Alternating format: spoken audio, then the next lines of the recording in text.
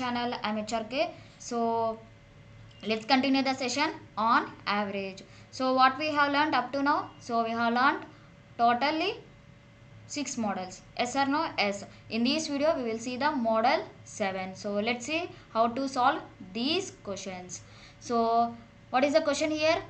The average marks of 50 students in science subject in a class is 72. The average marks of boys and girls in that subject are 70 and 75 respectively. The number of boys in the class is. So ఏం చెప్తున్నారు క్వశ్చన్లో అంటే data ఏమి ఇచ్చారు, the average marks of 50 students అంటే మనకి total 50 students ఉన్నారంట. ఒక క్లాస్లో 50 స్టూడెంట్స్ ఉన్నారు. అయితే వాళ్ళ యొక్క యావరేజ్ వచ్చేసరికి 72 అని ఇచ్చారు. ఓకేనా. Next the average marks of boys and girls in that subject. So boys next girls. బాయ్స్కి ఎంత అంటే average marks 70, next girls 75. So మనల్ని ఏం అడుగుతున్నారు, number of boys in the class అంటే మనల్ని బాయ్స్ ఎంతమంది ఉన్నారు అని అడుగుతున్నారు. ఓకేనా.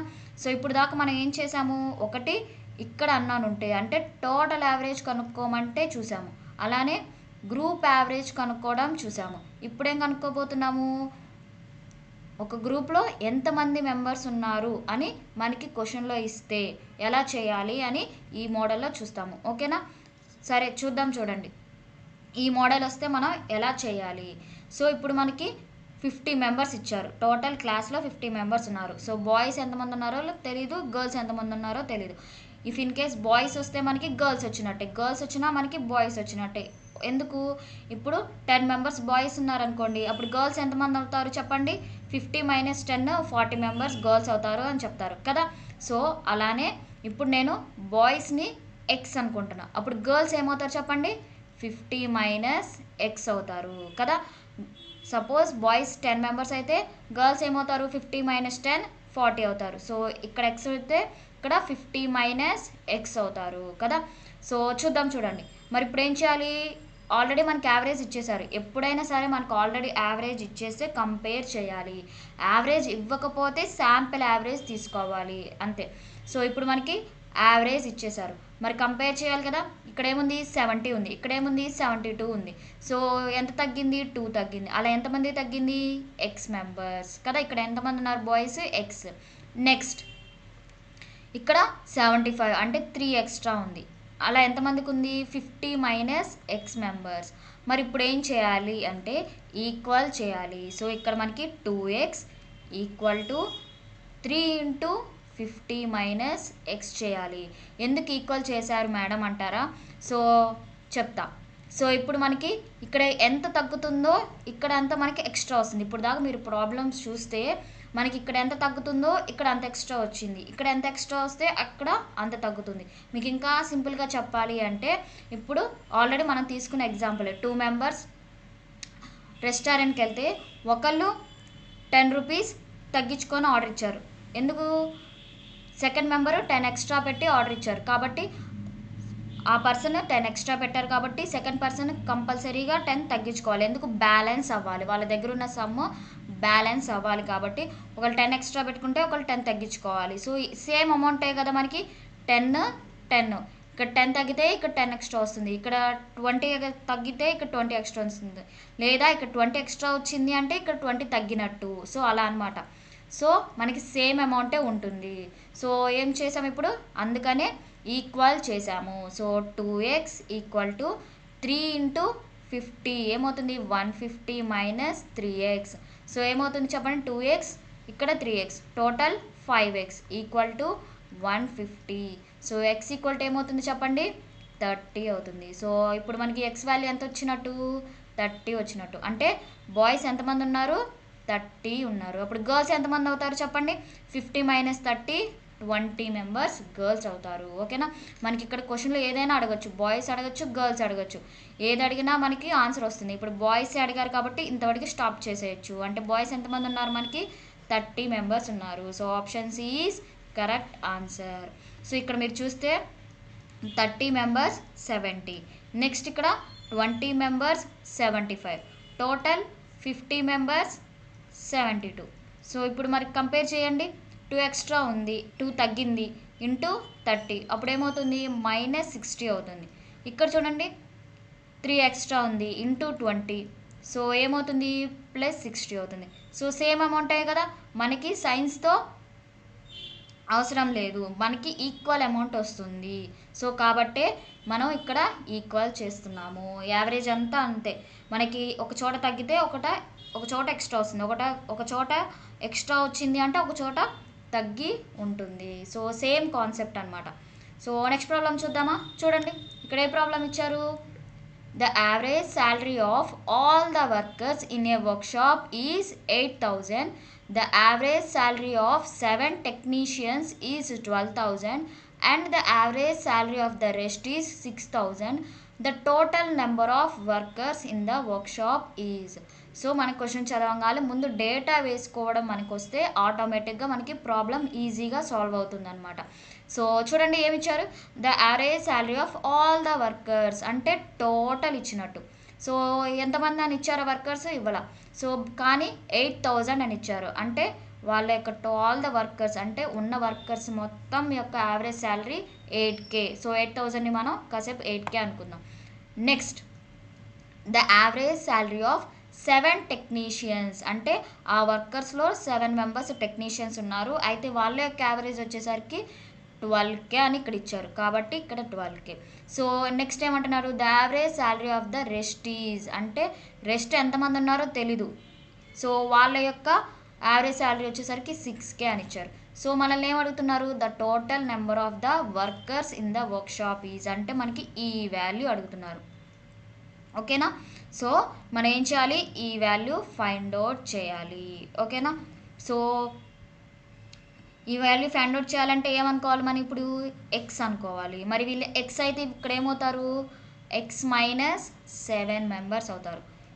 రిమైనింగ్ మెంబర్స్ ఎంతమంది ఉంటారు, ఎక్స్ -7 మెంబర్స్. ఎలా, ఇప్పుడు టోటల్ 10 మెంబర్స్ వర్కర్స్ ఉన్నారనుకోండి, ఆల్రెడీ 7 మెంబర్స్ టెక్నీషియన్స్ అవుతారు. రిమైనింగ్ ఎంతమంది ఉన్నట్టు చెప్పండి, 10 - 7 3 మేడం అని చెప్తారు కదా. సో ఎలా చెప్పారు, ఇక్కడ 10 కాబట్టి 10 - 7 3 అవుతారు అని చెప్పారు కదా. సో అదే సేమ్ కాన్సెప్ట్ అనమాట. ఇక్కడ ఎక్స్ తీసుకుంటే ఇక్కడ ఎంతమంది ఉంటారు, రిమైనింగ్ ఎక్స్ -7 మెంబర్స్ ఉంటారు. సో ఇక్కడ ఇప్పుడు ఏం చేయాలి, ఆల్రెడీ యావరేజ్ ఇచ్చారు కాబట్టి కంపేర్ చేయాలి. కంపేర్ చేసి ఏం చేయాలి, ఈక్వల్ చేయాలి. ఓకేనా. సో ఇక్కడ 8K, ఇక్కడ 12K అంటే ఎంత ఎక్స్ట్రా ఉంది, 4K ఎక్స్ట్రా ఉంది. అలా ఎంతమందికి ఉంది, 7 మెంబర్స్కి ఉంది. సో కాబట్టి 4 7s 28K. ఓకేనా. నెక్స్ట్ ఇక్కడ 8K, ఇక్కడ 6K అంటే 2K తగ్గింది. So 2K into X -7. So ఇప్పుడు ఏం చేయాలి, మనం ఈక్వల్ చేయాలి. 28K equal to 2K into X -7. ఓకేనా. సో కేని మర్చిపోకూడదు, కేని మర్చిపోయామా మనకి ప్రాబ్లం చేయడం కష్టం అనమాట. సో చూడండి ఇప్పుడు ఇక్కడకే క్యాన్సిల్ అవుతుంది. సో సమ్ టైమ్స్ మనకి కే క్యాన్సిల్ అవ్వకపోవచ్చు. సో ఇలా డైరెక్ట్గా కే ఉందిలే, డైరెక్ట్గా 28 = 2 × ఎక్స్ -7 అని కూడా తీసుకోవచ్చు. బట్ మనం కేని కూడా వేయటం అలవాటు చేసుకోవాలి. కొన్నిసార్లు కేని మిస్ చేసామనుకోండి మనకి ప్రాబ్లం అంతా తప్పు వచ్చేస్తుంది. సో కాబట్టి కేని కూడా మనం జాగ్రత్తగా వేసుకోవాలి. వేసుకున్న తర్వాత క్యాన్సిల్ చేసుకోవచ్చు. ఓకేనా. సో ఇప్పుడు చూడండి 2 14. So 14 = X -7. So X equal to ఏమవుతుంది, 14 + 7 21 అవుతుంది. సో టోటల్ ఎంతమంది వర్కర్స్ ఉన్నట్టు చెప్పండి, 21 మెంబర్స్ వర్కర్స్ ఉన్నట్టు. ఓకేనా. So option is C. ఇప్పుడు మీరు మళ్ళీ రిమైనింగ్ ఎంతమంది ఉన్నారు అని అడిగారు అనుకోండి, అప్పుడు ఏం చెప్తారు, 21 - 7 అంటారు కదా. రిమైనింగ్ ఎంత మెంబర్స్ ఉన్నారు, 21 - 7 ఏమవుతుంది, 20లో నుంచి 7 తీసేస్తే 13. 13 + 1 14. సో 14 మెంబర్స్ అనేవాళ్ళు రిమైనింగ్ ఉన్నట్టు. సో మనల్ని అడిగింది 14 21 చెప్పండి, 21. సో ఇక్కడ వరకు చేసి స్టాప్ చేసేయచ్చు. ఓకేనా. మనకి ఎక్కడి వరకు అడిగితే అక్కడి వరకే చేయాలి, అంతగా మించి పోకూడదు, మనకి టైం వేస్ట్ అవ్వకూడదు ఎగ్జామ్లో. ఓకేనా. So next question.